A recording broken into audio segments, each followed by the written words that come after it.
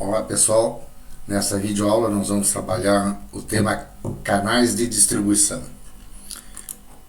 Uma definição: os canais de distribuição viabilizam a entrega do produto, que são compostos por estruturas que permitem a logística mais adequada ao mercado atendido.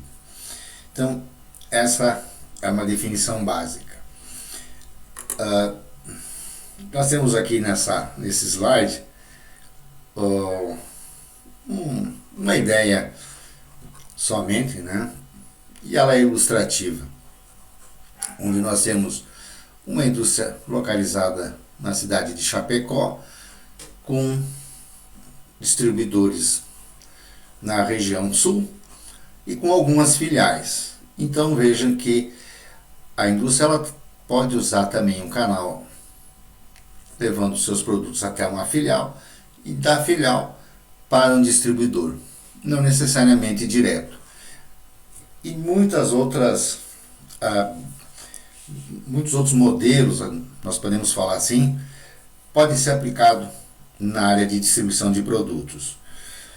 Nós vamos trabalhar com a teoria do Kotter com relação a canais de distribuição. Mas quais os motivos de utilização dos canais de distribuição? Por que as empresas elas optam em utilizar os canais de distribuição para colocar os seus produtos no mercado? Primeiro, um grande motivo: manter o foco da indústria, para ela não sair do foco principal, que é produzir. Mas por quê? Porque é muito complexa a logística de distribuição e ela demanda bastante atenção. Então a empresa ela deve se preocupar em produzir, fazer o melhor produto, e pode terceirizar esses serviços, evitando um custo direto dela, que geralmente é maior, ela fazendo a distribuição do produto, do que terceirizando. Mas ela ocorre em função de ampliação de mercados, territórios amplos. Então, à medida que a empresa vai atuando em novos territórios, levando seu produto para lugares mais distantes, vai se tornando mais complexo. Então, esse é um dos motivos. Focar-se no essencial, em produzir, como eu falei, e a redução de custos, porque são competências complexas, a questão da logística. Um outro motivo é a própria logística, descentralização da distribuição, ficar próximo ao consumidor. Você precisa de estruturas, de centros de distribuição, se você vai atender mercados mais distantes. Então você precisa descentralizar. É necessário estar próximo do consumidor, ok? Mas isso demanda estrutura, veículos, armazéns e muito mais. E uma melhor efetividade no fornecimento ao mercado, ou seja, a rapidez. O produto ele tem que estar próximo ao consumidor. E a indústria também, ela produz os seus lotes e ela precisa equilibrar essa entrega. Se ela estocar muito, é custo. Se ela estocar pouco, ela pode correr o risco. E flexibilidade, ajustes na logística, ou seja, tamanho de veículos, né? Volume de cargas, os modais que ela pode utilizar. Para quem já estudou logística sabe o que são modais, né? Trem, avião. Até em falar em avião, a Sadia inicialmente, quando começou a levar produtos a São Paulo, demorava muito tempo, e como era um produto perecível, ela começou a levar de avião, compravam aviões e levavam, compravam aviões, até que se tornou numa empresa aérea também de passageiros, que foi a Transbrasil. Com a melhoria das estradas e dos veículos, ela desistiu e faz o que hoje todo mundo faz. E o varejo? Oportunidade diferente de fonte de fornecimento. Então, quando você não leva o produto direto até o consumidor e você entrega um varejista, um lojista, você tem a possibilidade de escolher um lojista especializado ou que trabalha de uma forma diversificada, que ainda não está trabalhando com multimarcas, mas pode receber a tua, e tem essas vantagens. E maior disponibilidade de marcas. Ou seja, o varejo, se a tua marca não está atendendo, ele vai lá e encontra outra. Mas se o cliente não encontrar a outra que pode ser a sua, você deixa de vender. Proximidade do fornecedor. O varejo ele está muito próximo. Ele conhece todos os problemas próximos de logísticas, distâncias, condições das estradas, dos rios, de canais, horário, disponibilidade de trens e assim por diante. Então ele tem essa facilidade em fazer uma gestão melhor do volume que ele precisa repassar para o consumidor final. Esse aqui é um gráfico que demonstra os níveis de canais. Nós temos vários níveis. O primeiro nível, nível 0, é quando a empresa, a indústria, ela entrega diretamente ao consumidor. Não usa nenhum intermediário. Muitas empresas trabalham nessa situação. Quando ela tem uma produção limitada, por exemplo, máquinas não estão sendo vendidas a toda hora, ela pode fazer a venda diretamente e a entrega para o consumidor. O nível 1 sai da indústria e ela utiliza o varejo. E o varejo revende para o consumidor final. O nível 2, ela utiliza a figura do atacado, que por sua vez repassa para o varejo, e o varejo faz a venda ao consumidor final. O atacado ele pode fazer a venda ao consumidor final.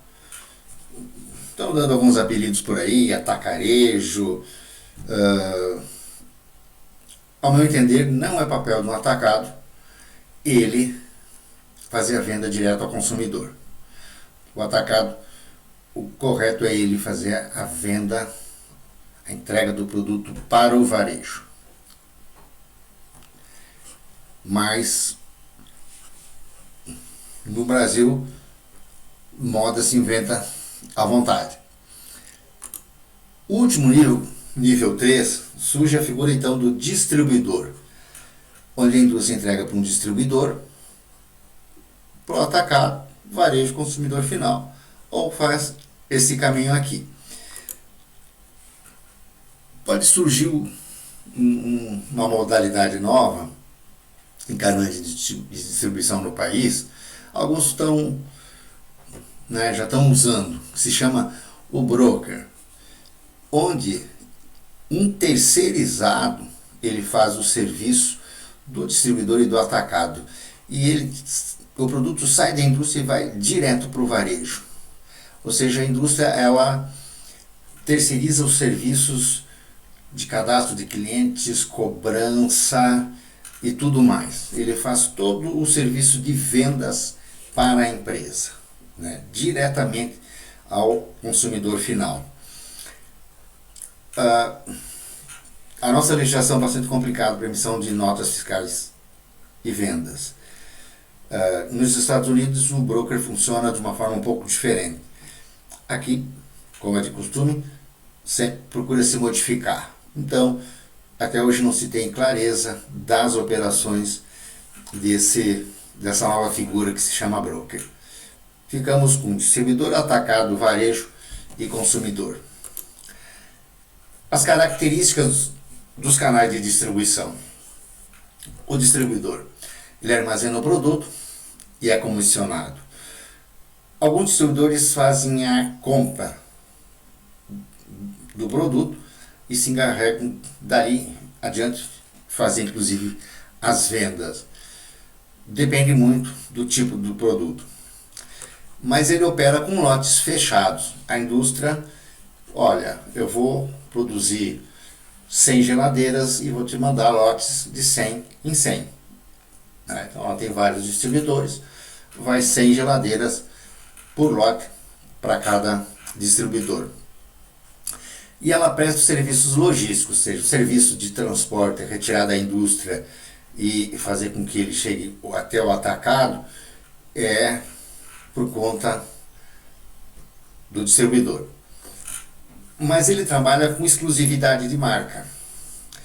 O distribuidor ele não é multimarca. Ele faz e presta o serviço para uma marca. Não trabalha com marcas concorrentes. Tem lógica. O atacado, ele adquire o produto.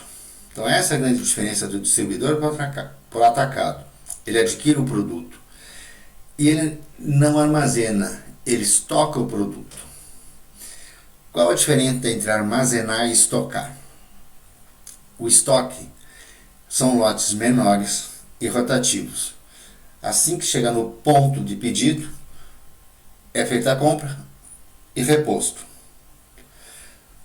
A armazenagem é diferente, por isso que são grandes lotes. É como você comprar brita para uma construção. A indústria ela vai fazer lá uma pequena montanha de brita e conforme vão ocorrendo as vendas, vão sendo retiradas essas britas. Colocar produtos cereais em silos, por isso que se chama de armazenagem. Fica um lote só, um silo tu pode considerar um lote, quando ele esvaziou ou de tanto em tanto vem novos lotes. E o que ocorre? Ele quebra os lotes de venda.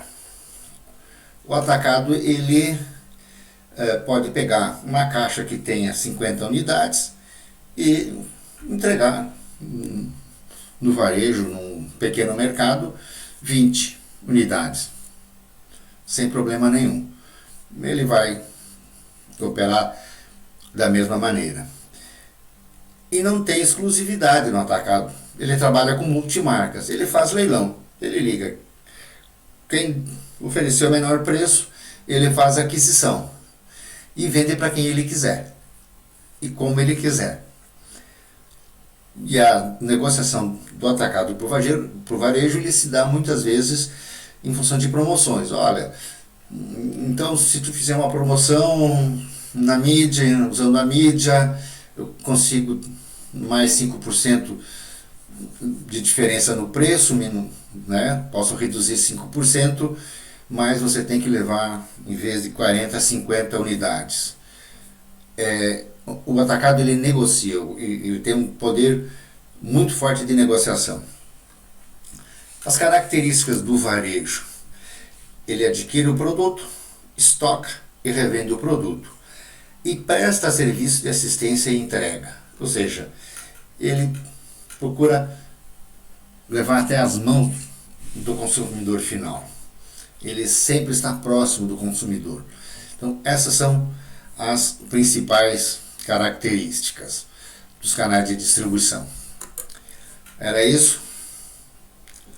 Até outra oportunidade.